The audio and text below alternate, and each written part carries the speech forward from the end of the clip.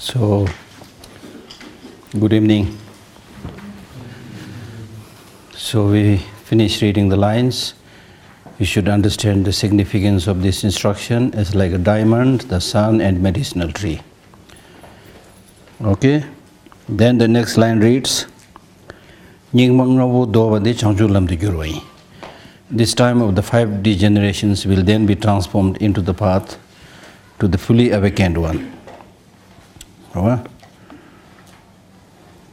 So I have briefly explained earlier that if you are able to adopt this positive attitude and do not give opportunity to self-cherishing attitude and self-grasping, and then because of such understanding, this time of the 5 degenerations can be transformed into the path of spiritual practice. Okay?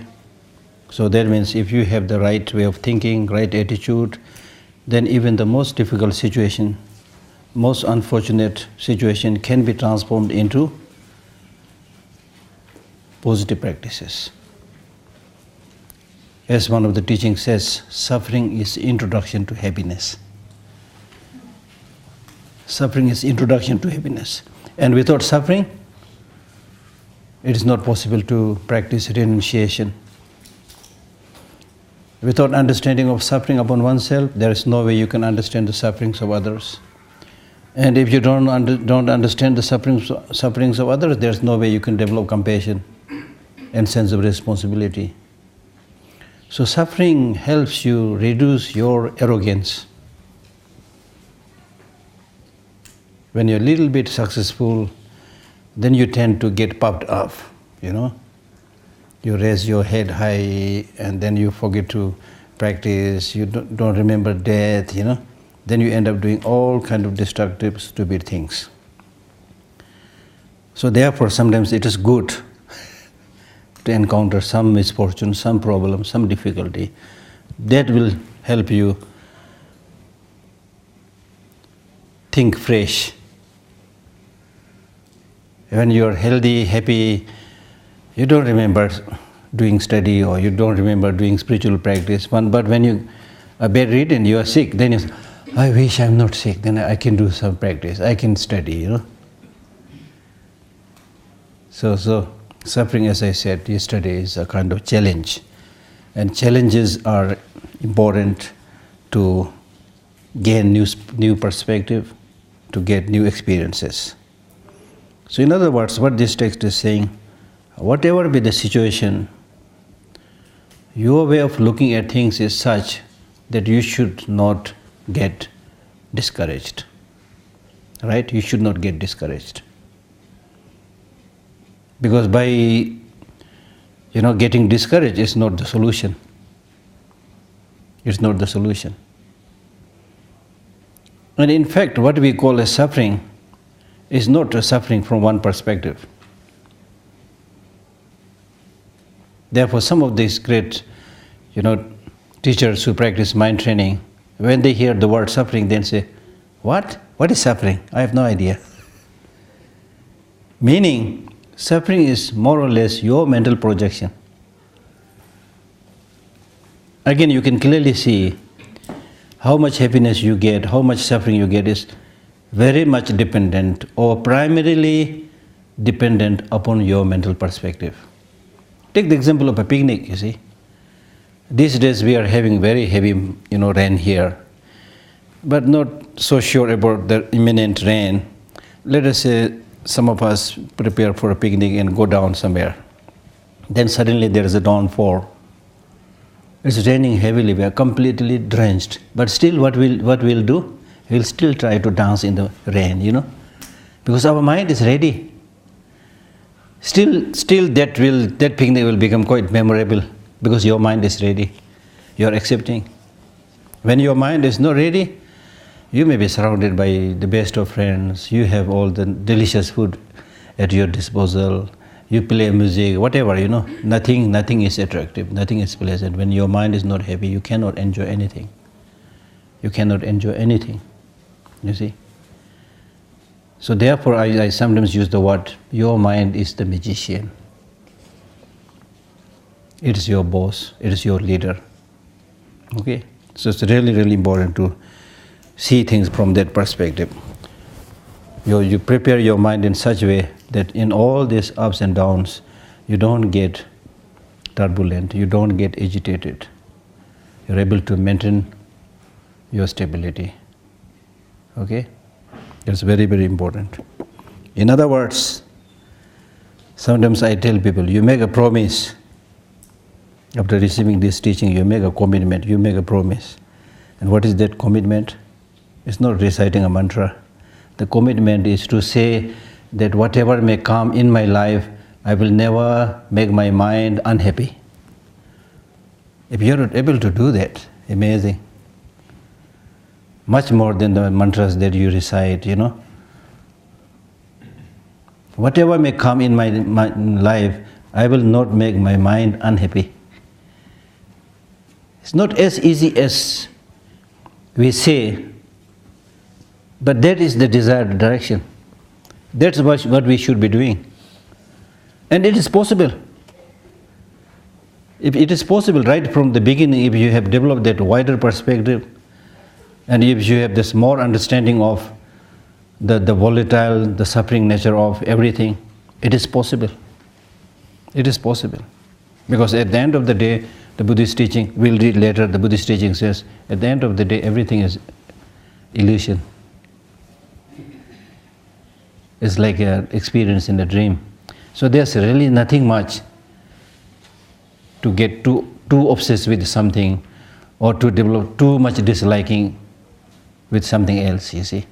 It's an illusion, as we say, like dream, as I had given you the example of dream, you see.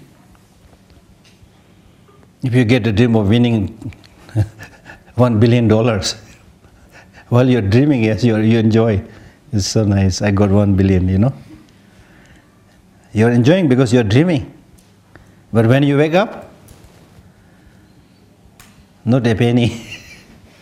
Huh? But you will not feel sad. Why? Because you know what you experienced was dreaming. Just dream, you see. So like that, the things that we are experiencing now is another level of dreaming. So because we are dreaming, we experience pleasures, we experience suffering. But when you wake up, like a Buddha,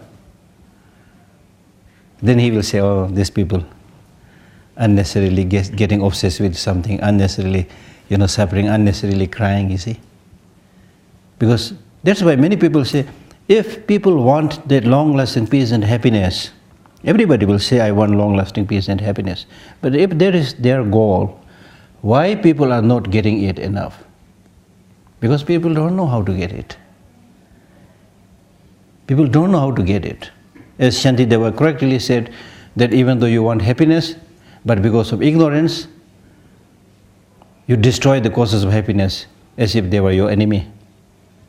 And even though you have this desire and wish to shun suffering, but you continue to chase suffering, continue to accumulate the causes of suffering, therefore you're bound to suffer.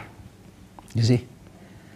So that's why, as I said earlier, the one very important teaching that the Buddha gave was wake up. Wake up, meaning wake up, don't sleep, don't pretend what you are not. Wake up and see the reality. Impermanence is reality, suffering is reality, interdependent origination is reality, shunyata, emptiness is reality. If you don't pretend, if you really try to see the reality as things are, then you will be able to gradually see everything like an illusion, like dew drops, you see? Okay? Then there's really nothing much to get too, obsessed, or there's nothing much, no reason to get too much hatred and rejection, When we don't understand that, then there are a group of people which we completely hate and one want to, reject them. Then there's another group of people we really want to embrace them, without which you can't live. That kind of, emotional sensitivity comes into being. Right? So it's really, really important to wake up. And the very epithet of the Buddha means the one who is fully awake. The one who is fully awake. The implication is when we say Buddha is somebody who is fully awake, it is also saying or implying that we are sleeping. Sleeping in ignorance. The two enemies that I already told you, self-cherishing attitude and self-grasping. And it's primarily this self-grasping which is called ignorance and which is the root cause of all problems and difficulties. So wake up. Accept the reality. Death is reality, sickness is reality, meeting and parting is reality. When you understand all this reality, then right from the beginning, the way you will relate to everybody will be much refined, much better. Sometimes people who don't have this big, meaning behind these teachings, they say, oh, Buddhism is very pessimistic. It's only talking about suffering. No, Buddhism is not pessimistic, it is realistic. Buddhism never pretends. It talks about the whole reality, possibilities of happiness, existence of suffering, and the way to get rid of suffering and then get their long-lasting peace and happiness. It's telling you the truth so that you wake up, so that you will find a way to run away from suffering, from problems, from difficulties. Otherwise, forever you will get entrapped with these sufferings, with these problems, right? Right? So therefore, it's really, really important to understand the meaning behind all these teachings. Impermanence, suffering, interdependent origination, emptiness. These are not invented by Buddha. They are in the nature of the things. It was only Buddha who has this capacity to see the things that is there out in the nature. Impermanence is there in everything out in the nature. Suffering is there in all sentient beings. Emptiness and interdependent origination is the nature of everything that is existent. But we ordinary people never make an attempt to understand this reality. So this law of nature, you call it impermanence, call it interdependent origination, they are written deep down in the nature of the forest, nature of the trees, nature of the stones, nature of human beings. They are deep down, they are written there. So like a great scientist, he discovered these things. He did not invent. He discovered these things and said, look, this is there. This is the reality. You look, you see for yourself. And you are suffering because you don't understand this. Now if you understand this, you will be able to put an end to suffering, or at least minimize these sufferings. And with this understanding, you will be able to maintain much more closer harmony with the rest of the sentient beings. How? For example, if you are somebody who understands impermanence, let us say. Impermanence, now in our case, death is also another form of impermanence. Now if you are somebody who has this genuine understanding of death, the inevitability of death to all of us. Like in this gathering, we have like 30-40 people here. Okay? So the average age may be 25 or 20 if I give a big discount. 20 age group is 20. So if our average age is 20, let us say now, then how long? How long are we going to live? What is the remaining age that we are going to live? Maximum, again after giving discount, maximum 80. If we presume that we live 100 years, okay, 80. And it's 100% sure that after living 80 years, we are all gone. If everything goes well, and then in between there are too many upheavals, you can be dead tomorrow or day after tomorrow, things like that.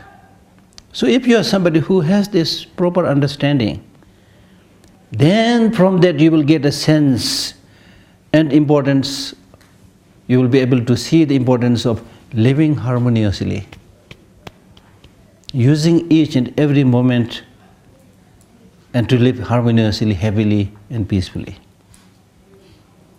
I normally give this example which I read in a text, where it give a very good example of 3 criminals. Let us say there are 3 criminals who are caught, now they will be executed tonight at 10 p.m., let us say. That I read in a text, Buddhist text. 3 criminals who will be executed tonight at 10 p.m. So how many hours they have to live? 3-4 hours, right? They have only 3-4 hours to live together. So now they know clearly that they have only 3-4 hours to live together. After that they all will be executed. So how they should live now within these 3-4 hours? How should they live? Fighting? Or exploitation, corruption, trying to steal from each other? What they should be doing? They have only 3-4 hours to live. What they should be doing? The right thing is they should be consoling each other, being nice to each other, helping each other, consoling each other, right? Trying to be good to each other. They will never think about stealing, exploiting, and things like that, because now they clearly see the imminence of the death. It's clear to them. They have only 3-4 hours. So naturally they will be nicer to each other, more compassionate, more loving. They'll stop all these destructive things that we ordinarily do. Right? Clear? Clear? Instead of living like that, let us say if they try to kill each other, things like that, if we are witness to that, we will be shocked to death. How come these people? They have only 3-4 hours to live together. Still they are so mean to each other. Their heart must be made of stones or iron or something like that. You will be shocked. Some of you might cry even. How come? It's impossible. Right? This is the example that this great teacher gave. And it will always remain in my mind. Such a good example. Then he, having given this example, then he says, we are not different from these 3 criminals. They have 4 hours to live together. And how much time we have to live together? As I said, after giving a big discount, 80 years. If all goes well. So, like these 3 criminals, how should we be now living together? As you have already understood, we should be living harmoniously, not cheating each other, not, harming each other, not trying to kill each other, not steal from each other. Nice.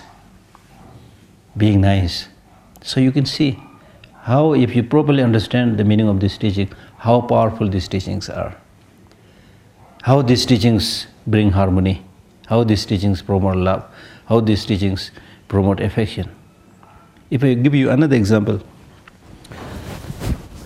an example which I have personally experienced, an example which I am sure all of you had experienced. One example is like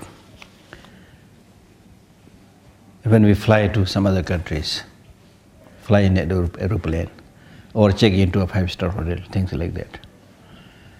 So when we check into a 5-star hotel, everybody looks a gentleman, gentlewoman, especially if you are checking in a little bit better hotel, then everybody looks a little bit dignified, I'm somebody with money and knowledge and things like that, So in the beginning, at the most, you'll say, hi, I'm somebody kind of attitude, hi. Or in many cases, you even ignore that person. So you're somebody, he's somebody, she's somebody, everybody is somebody. Okay? You check into the hotel, which I have experienced. Now I'm telling you this story. So we check like that. So once we checked like that in a 5-star nice hotel in London. At 2 p.m. in the night, there was a big siren. I was on the 22nd floor. So all of us came down. On whichever floor you are, everybody came down on the outside the lobby. Many of hardly clothed, because they're so scared, everybody came down running. Right? Now you see the scene. With this siren, when we were all brought together, there was no need to have any formal introduction. You see? Normally we say, oh, can you introduce yourself? You see? Then no need introduction. Everybody looks like everybody know each other. Everybody talking, they're so nice, smiling. You see? So this shows when you lose everything, then the only thing that will help you is friendship. You see? Look at this, people who are working, the laborers. Their wages not much, and they carry the mud and bricks and so forth the whole day. Still you will find them smiling the whole day, because that's the way they can survive, you see. And then like when you fly in an aeroplane, when the flight is smooth, again everybody is a gentleman, gentlewoman, Yes, and when the captain or the pilot makes an announcement saying, "Ladies and gentlemen, tie your belt, we are entering the turbulent zone." Then you tie your belt and see they are a little bit nervous. And then finally you enter the turbulent zone and the plane is like turbulent and shaking. Everybody starts looking at each other, That's the reality. So therefore in life, what is taught in Buddhism is don't pretend. Don't pretend that you are not going to die. Don't pretend that your fame and name will not go down.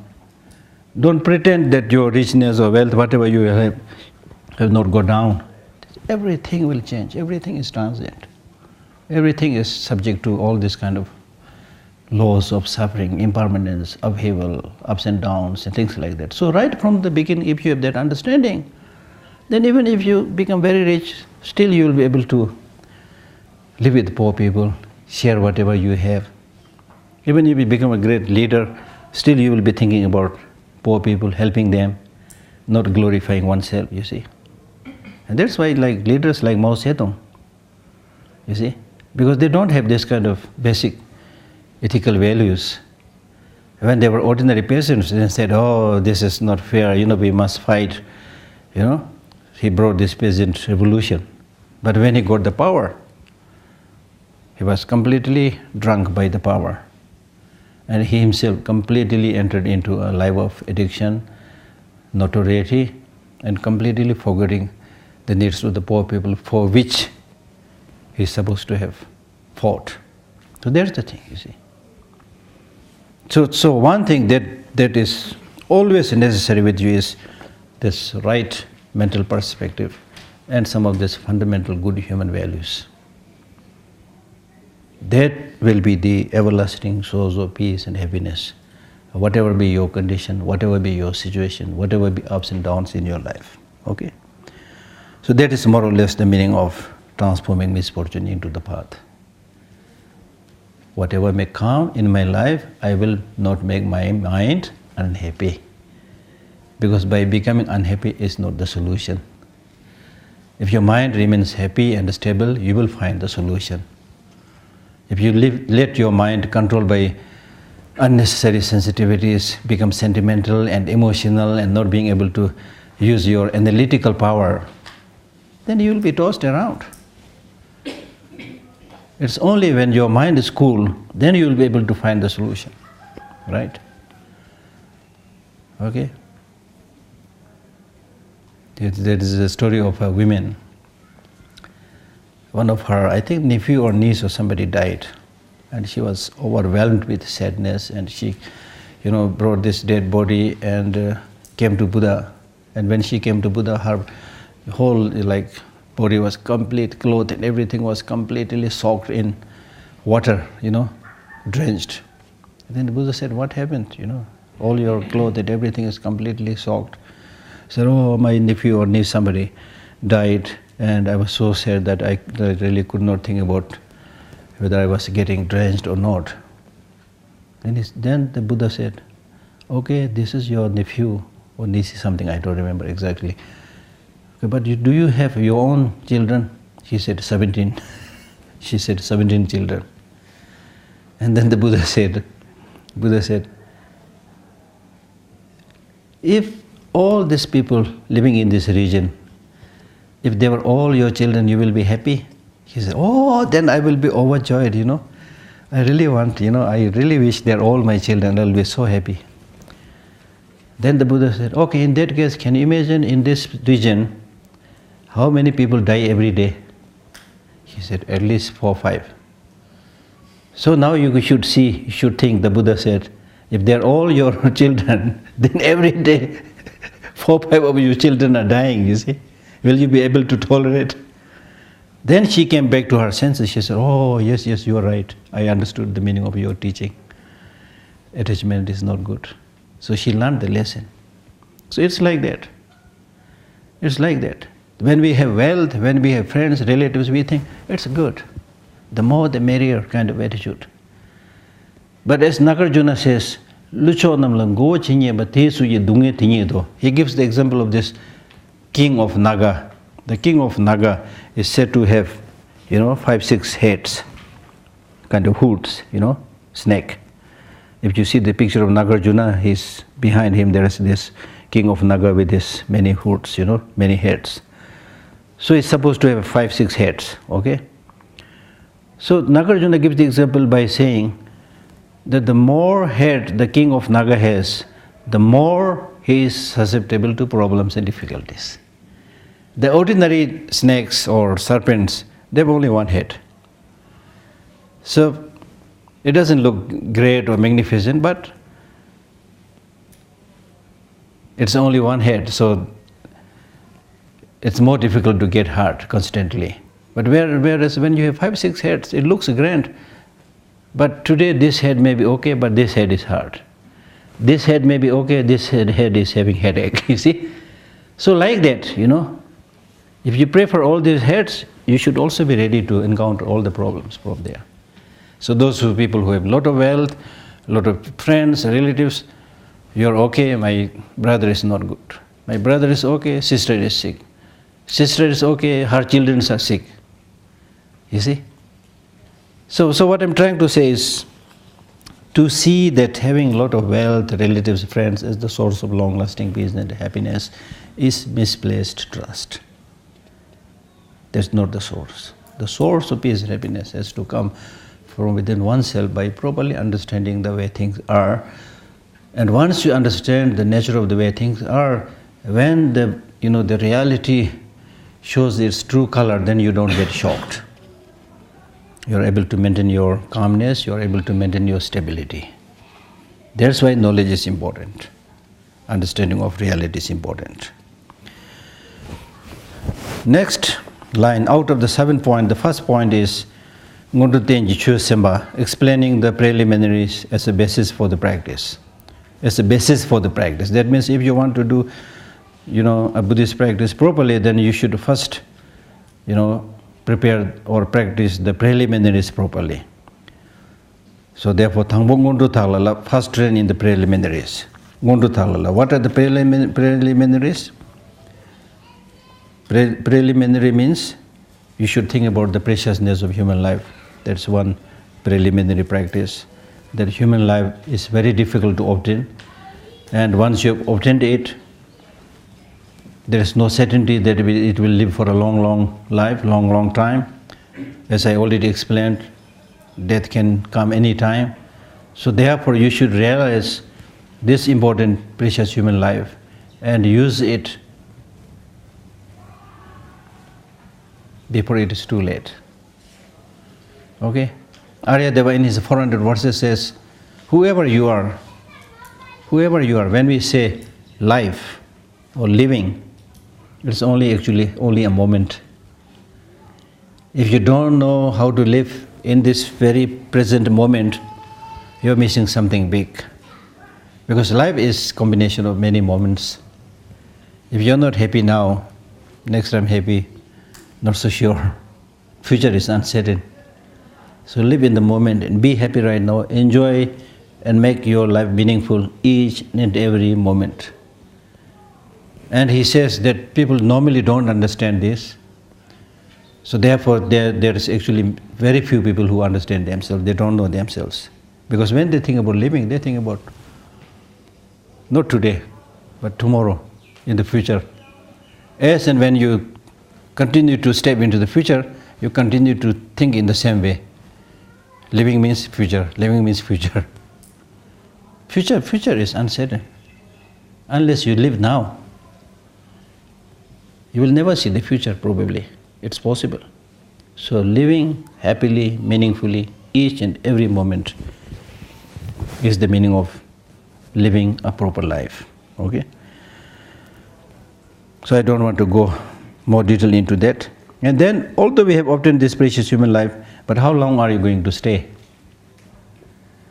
Not very sure. I already discussed this. So think about impermanence, the transient nature. Meaning that as and when the purpose of understanding the impermanent transient nature is so that you don't postpone your spiritual practice. You do it right now. Don't postpone. Okay? Don't postpone. And then one day you will die. So when you die, don't think that's the end of the story. Your body may be, destroyed here, but the mind continues, carrying with it all the habits, imprints, positive, negative, that you've done in this life, that you've done in past many lives. So the third preliminary practice is think about cause-effect relationship. Cause-effect relationship. Whatever you do, whatever you've done in this life, don't think that it will be lost. I do some cheating, I do some destructive negative activities, but nobody has seen it, so it's okay, don't think like that. Cheating is not possible in the law of causality, law of karma. Okay? Alright? So therefore, take that responsibility of doing something good. And normally I give the example of like living in imprint or getting habituated means like recording something on your mobile phone, okay, or on your tape recorder, recording something on your mobile phone. Record something on your mobile phone. Maybe you record two things. One, singing a nice melody or song, record one nice song, okay. Then you record a prayer, nice chanting. Then you record somebody fighting, shouting, yelling, crying, Record these three things. Okay, having recorded that, you try to see in the mobile, can you see what you have recorded? Can you see what you have recorded? Can you see what you have recorded on the ribbon or whatever? Now these days, even ribbon is not there, so I don't know how they record it. Earlier we have this cassettes, and on that we have just ribbons. Okay, so it's recorded on that ribbon. So whatever you have recorded, but after having recorded it, can you see? You can't see. You're not being able to see doesn't mean the recording is not there, it is recorded there. How will you know it? Next time when you put it in your tape recorder and play, then whatever you have recorded, it will come out. First song, then chanting, then fighting and crying. Right? So like that, we record all the positive and negative deeds. And in the future, when the right causes and conditions interact these recordings, then you experience pleasure, experience suffering, whatever, depending upon whatever you have recorded. Does it make some sense? Or if I give you another example, you record something in the day.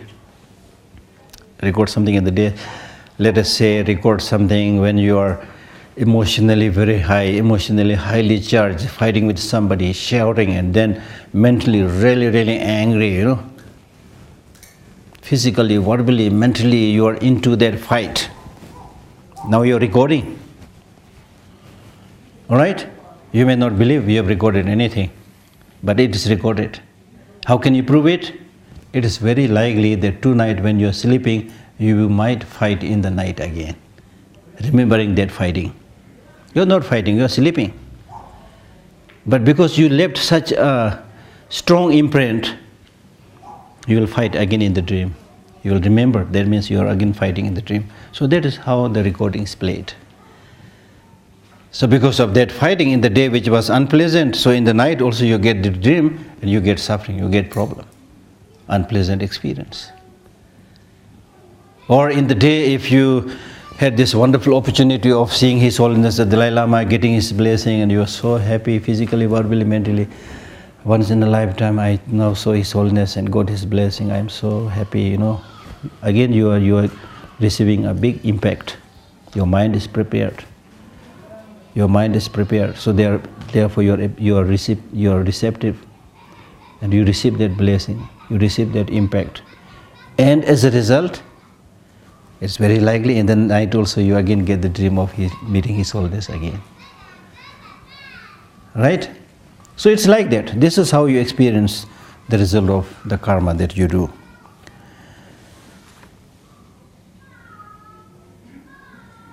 And then the fourth preliminary is reflecting on the shortcomings of the samsara.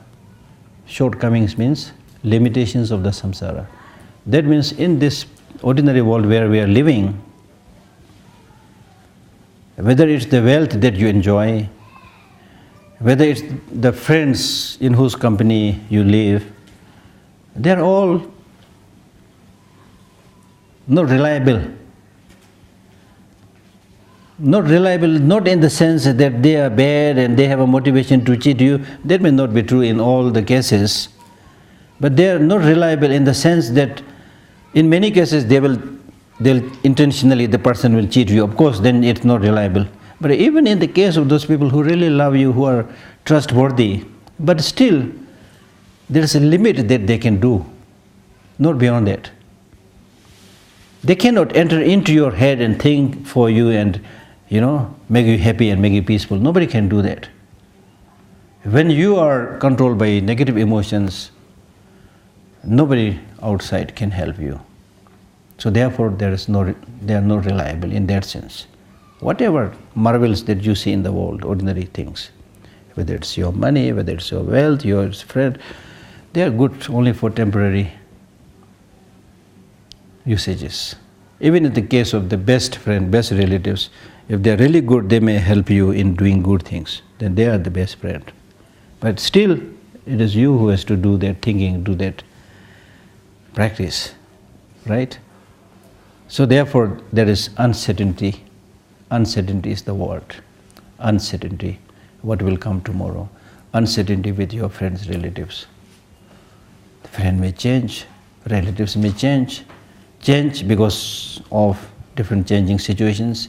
Change because they might die. Change because they might move to another place. So they cannot be with you all the time. Impossible. I mean, look at this attendance, You are here, but you did not bring all your wealth. You did not bring all your friends and relatives. It's simply impossible. Wherever you go, you bring everything that you thought as the source of your peace and happiness. They cannot be with you. Meaning that at the end of the day, whether you like it or not, it has to be you who has to look after yourself for that long-lasting peace and happiness. Right? So that is what this text is saying. So see the faults of this samsara. Faults of samsara means we have to die repeatedly. We have to take birth repeatedly. Okay?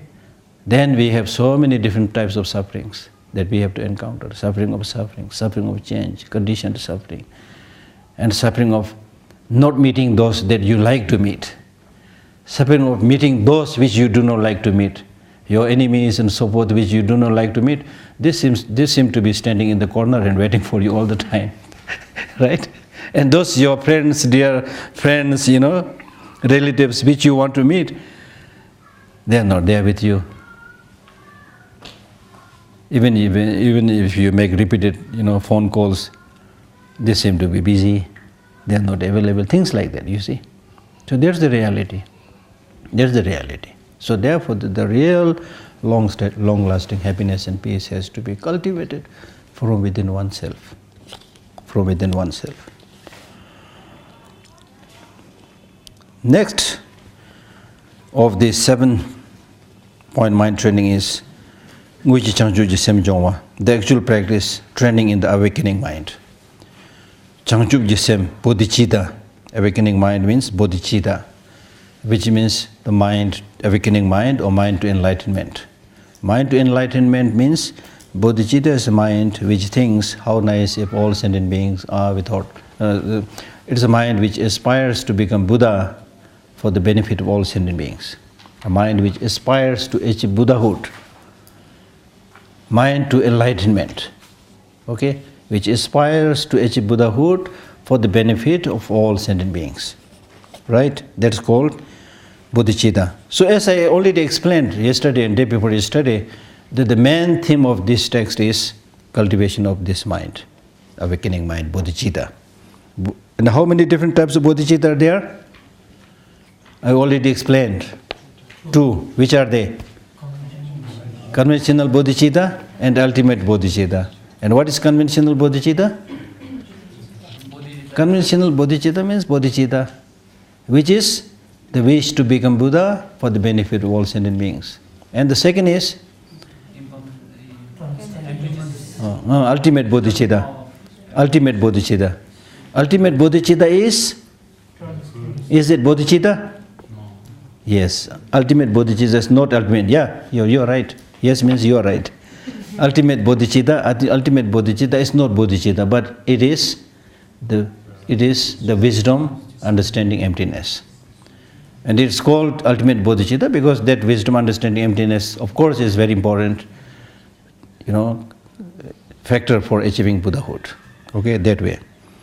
So these two are the main topic of this teaching. Now under this second point of the 7-point mind training, we have two main categories. The first category is training in the conventional awakening mind. Conventional awakening mind means conventional Bodhichitta. Right? So that is not so difficult for you to understand. So now in this training,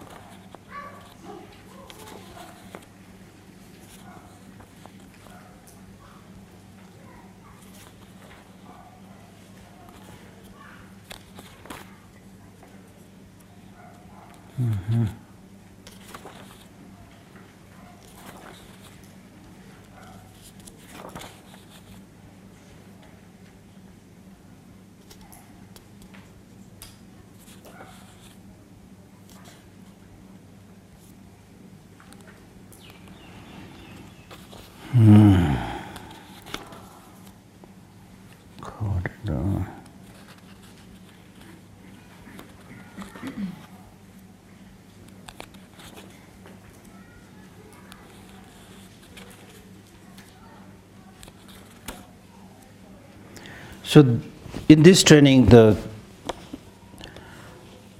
training of the conventional Bodhichitta, the first line it says, Lelin Thamji Chiglada.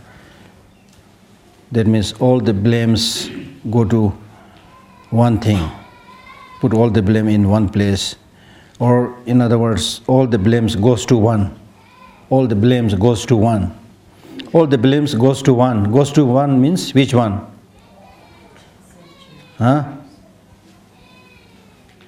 Like all sentient beings encounter a lot of problems, difficulties that we do not want.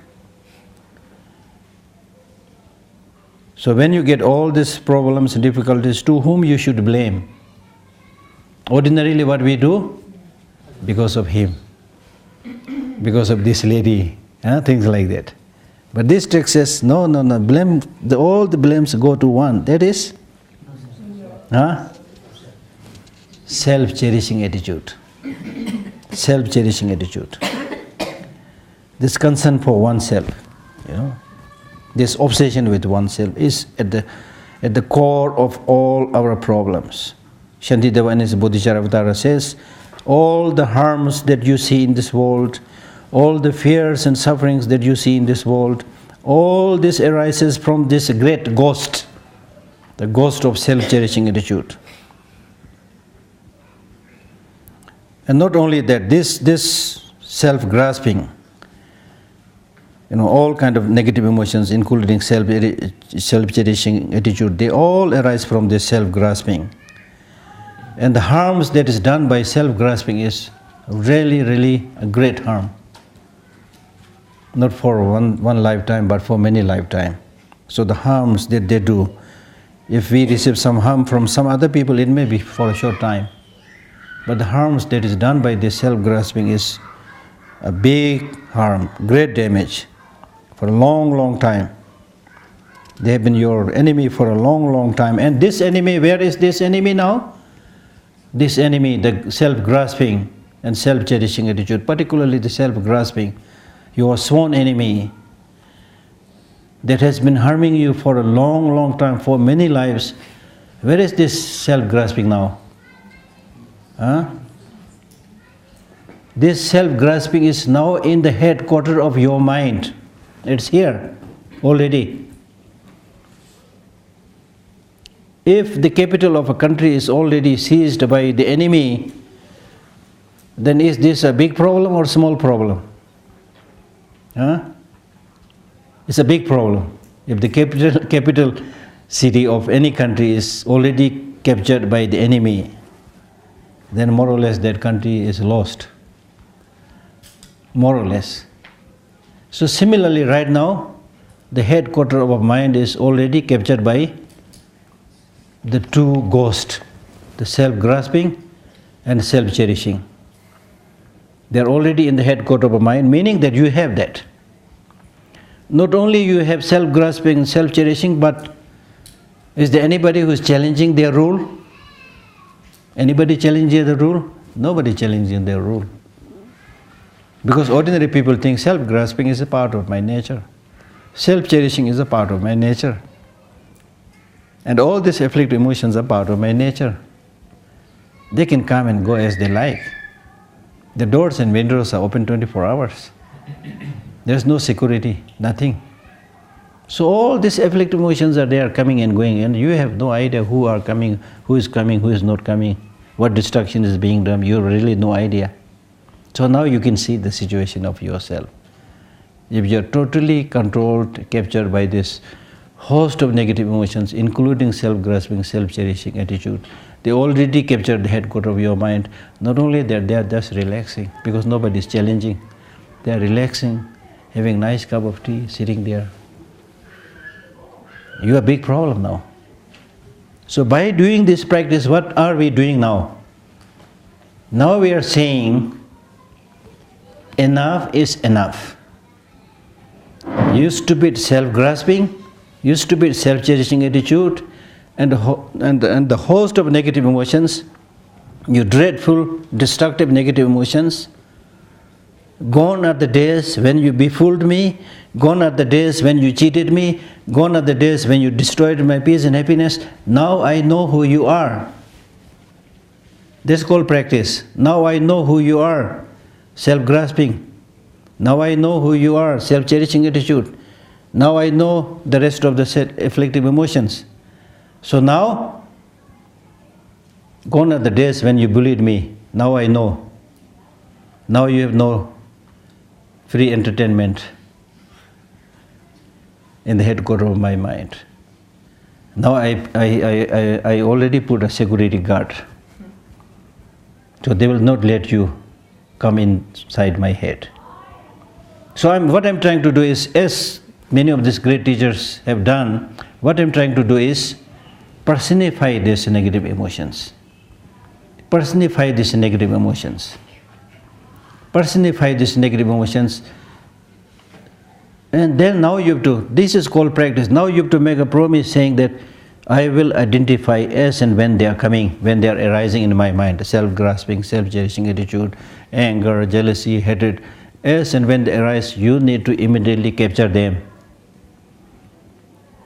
As and when they raise their ugly head, you need to puncture them, crush their ugly head, because now you have seen their destructiveness.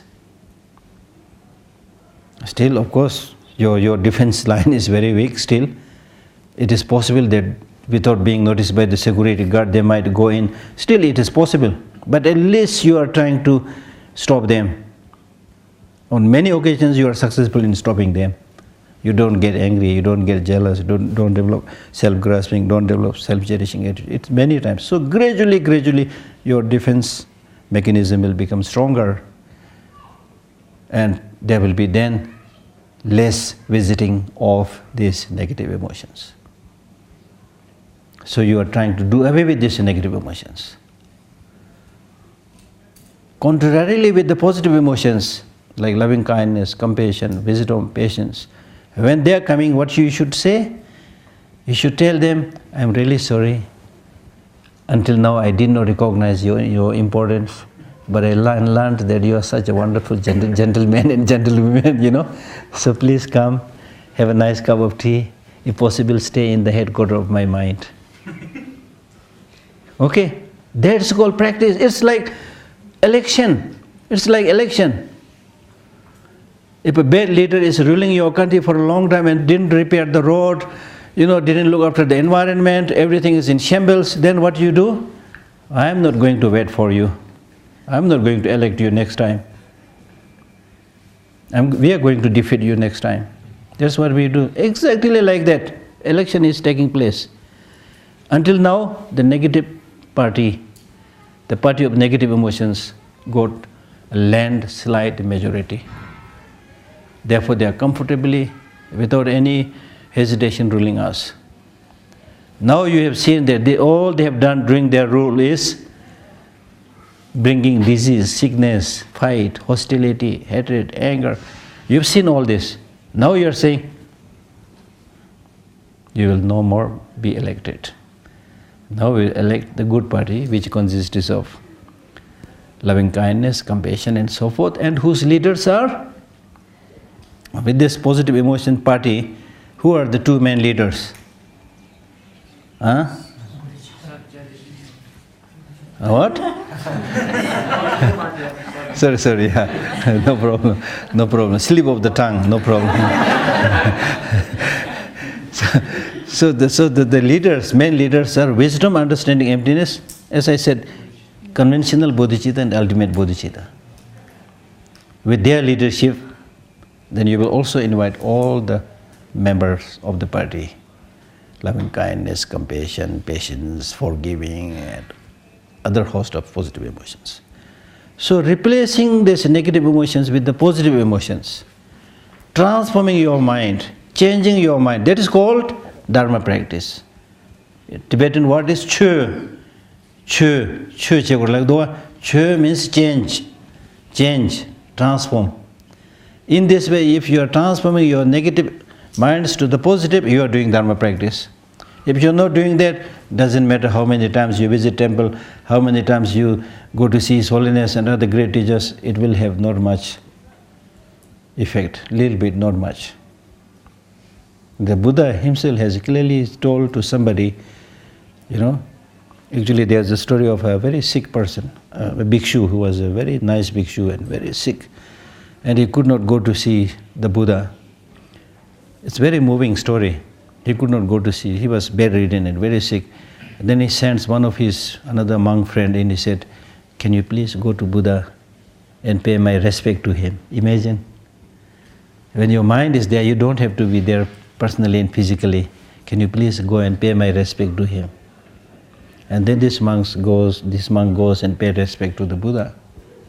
And as soon as the Buddha hears about this bedridden, very elderly bhikshu, then the Buddha asks Ananda and all the other, important retinues with him, say, let us go and see this elderly bhikshu.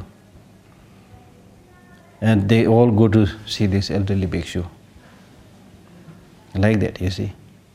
And then on a second round, this monk, now about to die, he requests to send somebody again to get a message, a short teaching from the Buddha. And when this person, now in those days there's no tape recorder, but it's a verbal message. So when this monk comes back with this verbal message, and was about to deliver this verbal message, this old, sick, bedridden monk, he says, no, I can't receive this very holy message just sitting on this high bed, high throne, Let me go down.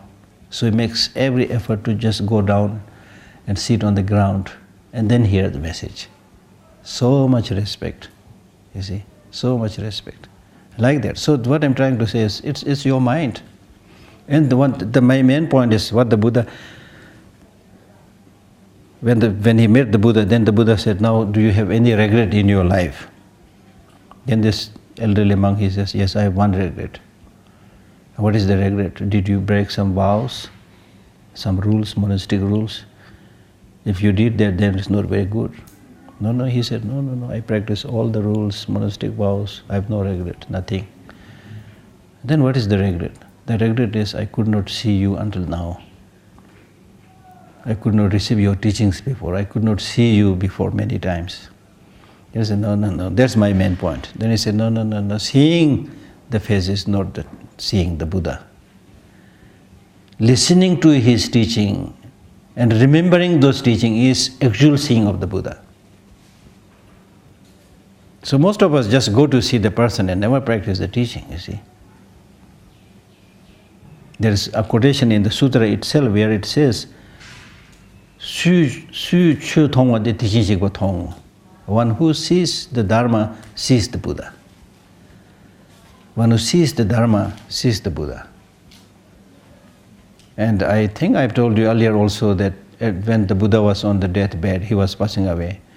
And then the monks, his followers, they cried and wept and then said, if you're gone, it's like the sun being gone, there will be total darkness in the world. What should we be doing? Please appoint somebody as your representative. Buddha did not appoint any person as his representative. He said, after I am gone, my teaching is my representative. So that's the thing. So teaching, to practice, to understand the teaching and practice the teaching is the most important thing. So the one to whom you should place all your blame is self-grasping. Clear? Likewise, it could also be referred to the self-cherishing attitude, because all the problems that you get is primarily because deep down your heart you have this obsession with oneself. What will happen to me? What will happen to me? What will happen to me? This constant worry about oneself. We fear death. Why do we fear death? We fear death because of this obsession to the self. When I die, I will be gone. So what? You see? If you understand that properly, then there's not much reason to fear. You see? Not much to fear. In terms of your body, which one is your body? According to the scientific finding, your whole body goes a complete change just within, I think, few days. In terms of the cells and other things, it's like a bubbling energy. There's nothing called body which is so concrete as we ordinarily see, because our naked eye can't see much. If you take a big powerful microscope and look at you will just this hand, if you look at right now to our ordinary naked eye, it looks okay. But you use a big microscope, powerful microscope, look at, this is not smooth or good like as we think. It's like mountains and valleys. It's full of pores and holes, ups and downs. And then inside, you see everything. There's hardly anything. It's just like a bubbling energy. So, see, so if you understand this, then having attachment to one's body is really like having attachment to a bubble. I mean, I'm not saying it's easy. We talk about this, again we develop the same attachment, But the more and more you understand it, the more and more you will be able to take care of yourself. It's not simply to frighten you. Because if you are able to see that all the internal organs are very sensitive, very fragile, then next time you take the food, you will be careful, you see. When we don't understand this, then we think, whatever I put in my mouth should be okay. Kata mita sabdalo, like you put sour or sweet, whatever. Whole lot of things, because just to please the tongue, you put everything inside. As if everything will be okay. It's not okay, you get food poisoned.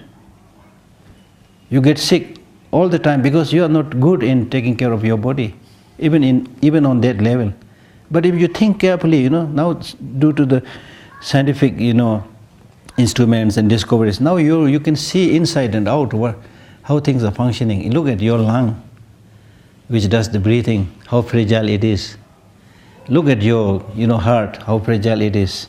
The blood pumping, air pumping, whatever they are doing, Imagine, you see. So you can't, if you see this fragility, then you will be able to take care of it. You see? This is something that you see at the airport all the time. Whichever is fragile, they will peg it nicely, and again they peg it nicely, then they write a label there, fragile, handle carefully. Because they know it's fragile. So therefore they have to peg it nicely, number one. Number two, they also have to write this label, fragile, handle carefully. So they peg it nicely. So look at us now, we are also pegged nicely.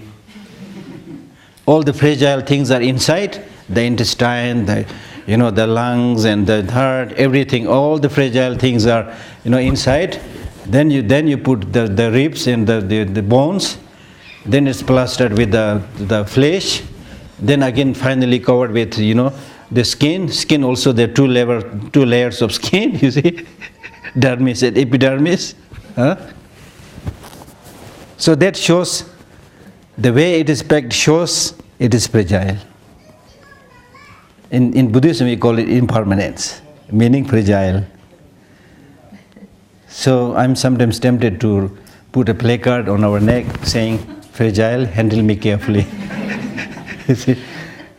Okay? So at least you should take care of yourself properly, you see. So you can now see the benefit of this teaching, you see. The more you understand this fragility, this impermanent nature, the more you will be able to take care of yourself, the more you will be sensitive to other people's need, the more you will be able to take care of others, as I've given you the example of the 3 criminals. When you don't understand this, then you start thinking, forget about impermanence, You think I'm permanent. I'm not subject to death and destruction. Especially if you label them, this person is a very brave hero, you will get so mad that you don't hesitate to jump in front of a missile. That's what we do in the war. If you just give them the label, stupid as we are, you just praise him and say he is a hero, Then he thinks he is a hero and goes in front of the missile, a bomb. Of course he will be killed. You see? So this is how we go after death and destruction unnecessarily because of stupidity, because of ignorance. So not only for higher practices, but even for our life, it's very, very important. So put the blame into one thing and meditate on the great kindness of all beings, the food you eat, the clothing that you have, everything, good things that you get, is not something that you obtain because you are so clever. Okay? They are there because of the direct and indirect help of countless sentient beings. So in short, Shantideva says, if you still did not understand the differences between self-cherishing attitude and the mind that cherishes others, or Bodhichitta, then Shantideva says, then you compare yourself with the Buddha. Buddha practiced Bodhichitta for countless eons. So you see, where is he now? We practice self-cherishing attitude for countless eons. So where are we today? In our case, we are not able to take proper care of oneself. In the case of Buddha, still millions of people get benefit from his life's example, from his teaching and so forth. So that is the difference between practicing self-cherishing attitude and practicing bodhicitta. Okay, we stop here.